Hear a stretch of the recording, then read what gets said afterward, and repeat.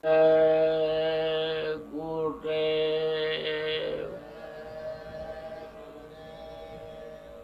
जय गुरुदेव जय गुरुदेव जय गुरुदेव नाम किसका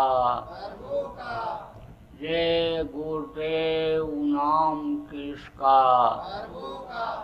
प्रभु का पावन नाम प्रभु का पावन नाम जय गुरुदेव। तो अब आप ये समझो छोटे बन जाओ और कम खाओ तो डॉक्टर के पास नहीं और मुकदमेबाजी में नहीं जाना पड़ेगा। लेकिन जब नहीं सीख पाते हैं लोग तो परेशानियों का घर परेशानियों का संसार ये बन जाता है।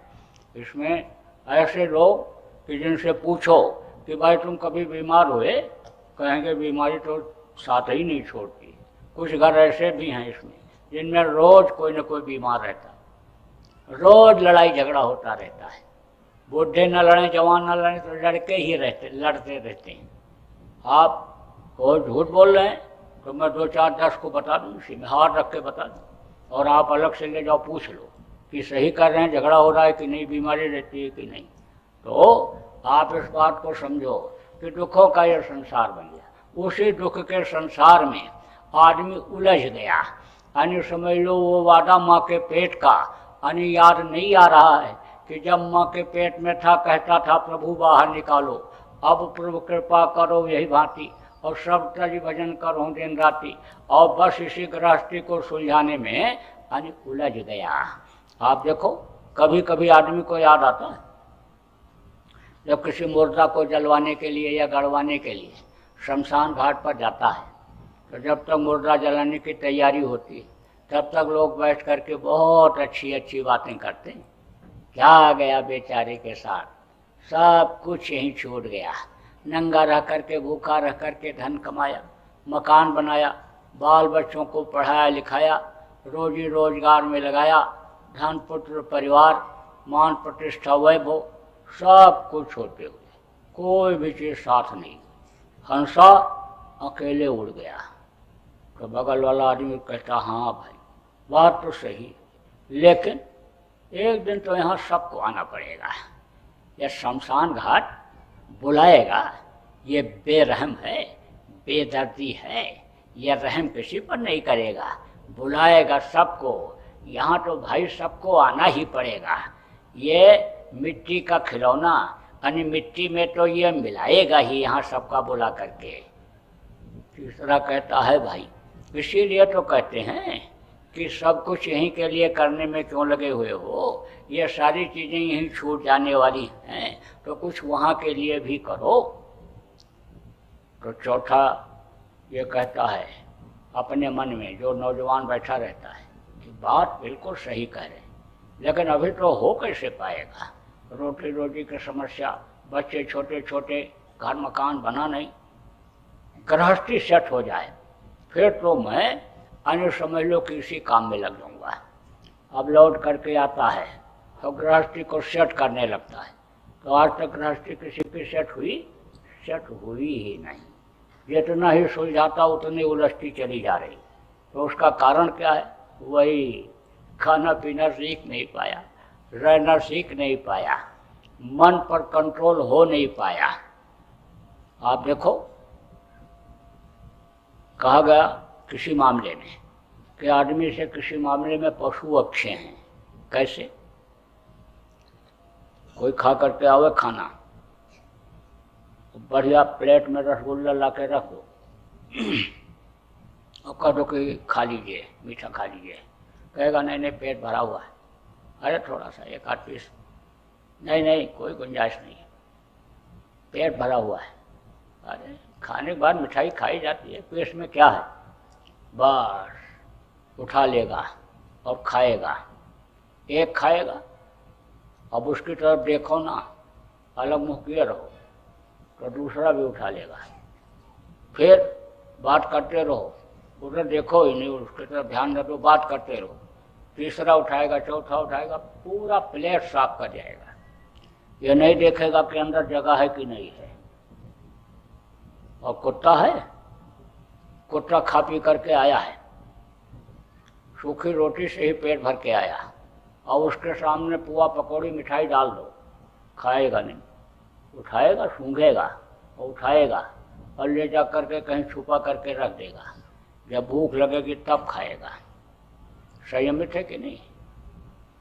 साल में 12 महीने में 1 महीना पगलाता है, और आदमी को देखो रोज पागलपन सवार है। तो संयमित वो है कि आदमी है। अब उसका भी कारण है। कारण ये है कि यह मन लोभी, लालची, कामी, क्रोधी हो गया। तो मन और बुद्धि और चित्त यानी यह साथी हैं। मन या सोच, मन तो कहता है तो बुद्धि वहाँ नहीं लग पाती, क्योंकि चित्त चिंतन नहीं कर पाता है कि यह अच्छा है कि यह बुरा है, और करना चाहिए कि नहीं करना चाहिए। जब सत्संग नहीं मिलता है, जब संत नहीं मिलते हैं, तो इस चीज़ की जानकारी नहीं हो पाती कि क्या अच्छा है क्या बुरा है। अब उधर कुछ लोग मिले, इधर आपके आंध्रा में और तमिल में, तो उन्होंने कहा सब तो खाते हैं, सब मांस खाते हैं, शाकाहारी तो यहाँ कोई है ही नहीं। जो उपदेशक हैं वो भी खाते हैं। उधर असम में जब मैं गया, उधर आपके उड़ीसा में, उस तरफ भी लोगों ने यही कहा कि यहाँ तो कोई बताने वाला आया ही नहीं, यहाँ तो पंडित, पुजारी, मुल्ला सब खाते हैं, मांस खाते हैं, यहाँ तो कोई बताने वाला नहीं आया है कि इसमें जीव हत्या होती है, पाप लगता है। सब खाते हैं, हम लोग भी खाते हैं।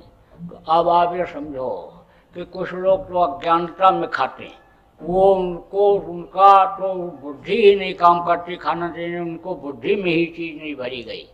और मतलब ये है कि उसी से जो चीज़ खाए उसी से खून बना, और खून बना तो वैसी बुद्धि बनी। तो उसी तरह की जब बुद्धि बन गई तो कामी क्रोधी तो वो हो ही जाएंगे।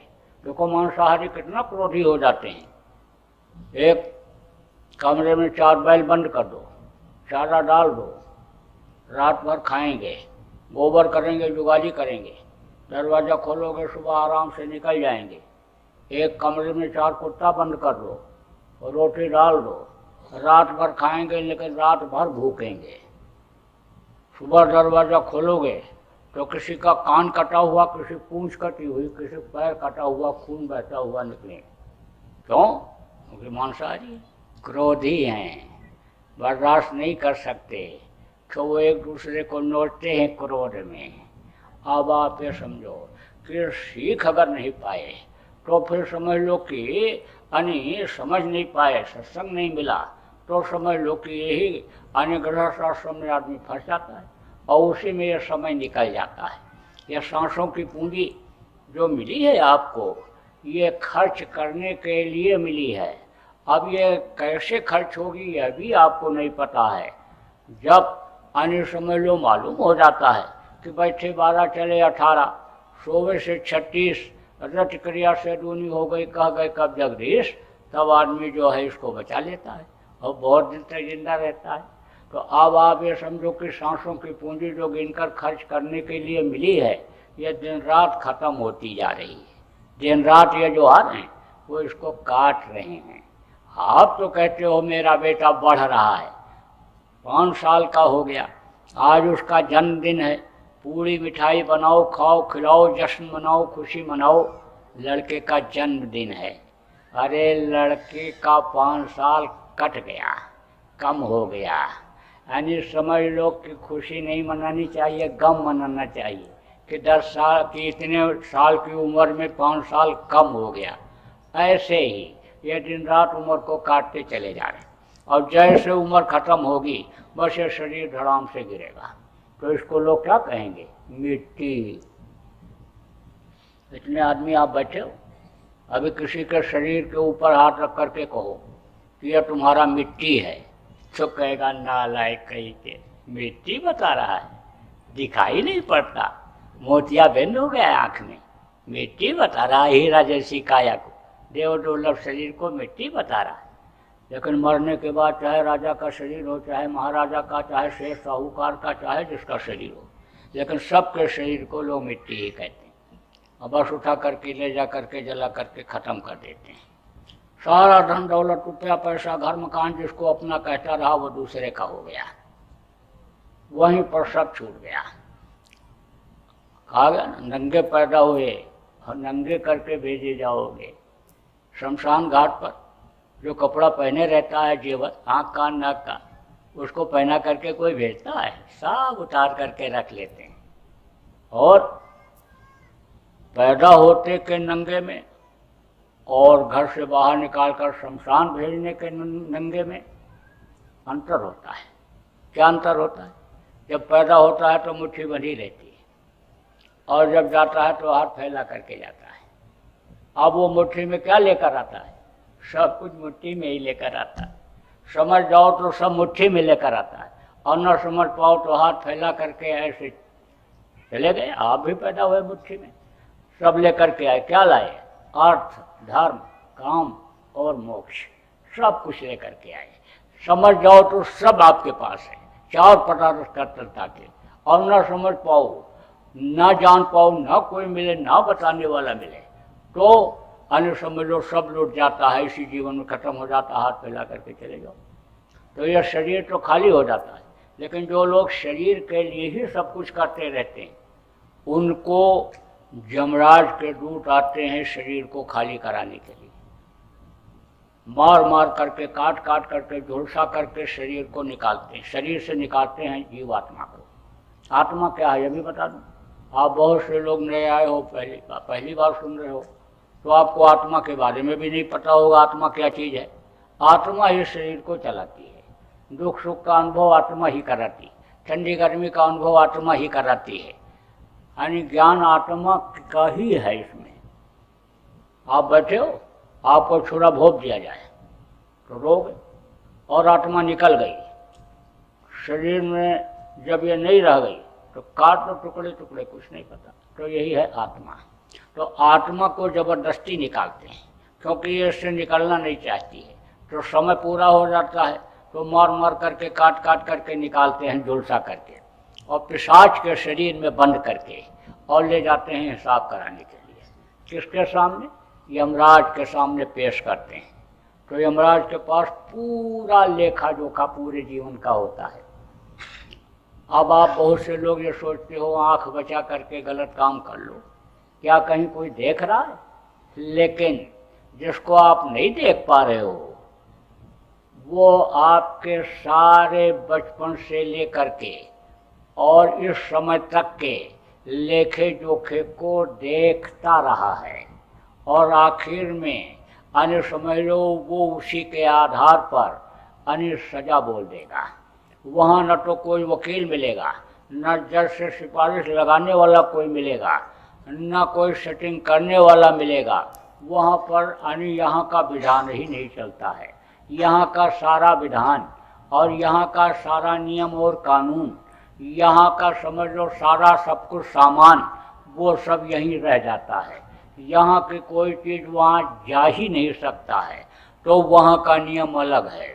वहाँ जो यहाँ किया उसके अनुसार सज़ा मिल जाती है। तो हुक्म दे देता है, ले जाओ इनको नरकों में डाल दो, काटो, सड़ाओ, गलाओ, तपाओ, मारते काटते सलाते बहुत तकलीफ, आंखें फोड़ देते हैं और मार मारते हैं, दौड़ाते हैं, यानी उंगली काट देते हैं, हाथ काट देते हैं, फिर जोड़ते हैं, फिर काटते हैं। एक बार काट दिया जाए और ये पंजा अलग हो जाए, काटोगे दोबारा दर्द नहीं होगा। जोड़ दिया जाए, काटा जाए तो फिर दर्द होगा। ऐसे हाथ पकड़ करके खींचते फेंक देते हैं, हाथ उखड़ जाता है, दर्द करता रहता है, और हाथ फेंक देते हैं इसे, और फिर जुड़ जाता है, और फिर पकड़ करके ऐसे फिर खींचते हैं, फिर दर्द होता है। तकलीफ भोगने के लिए ही नरकों में भेजते हैं। वहाँ बहुत दिन रहना पड़ता है, उसके बाद वहाँ से छुटकारा मिलता है।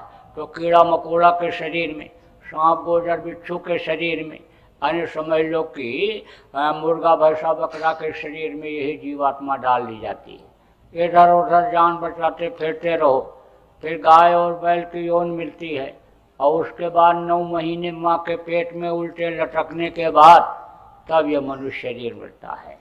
9 महीने से पहले कोई भी अन्य समझ लो डॉक्टर, हकीम, वैद्य माँ के पेट में बच्चे को बनाकर निकाल सकता है? कोई नहीं निकाल सकता। 9 महीने तो रहना ही रहना पड़ता है। और अब बाहर निकले तो सदगुरु नहीं मिले तो कहा भटक भटक सब भटका खाया, और सदगुरु बिन कोई राह न पाया।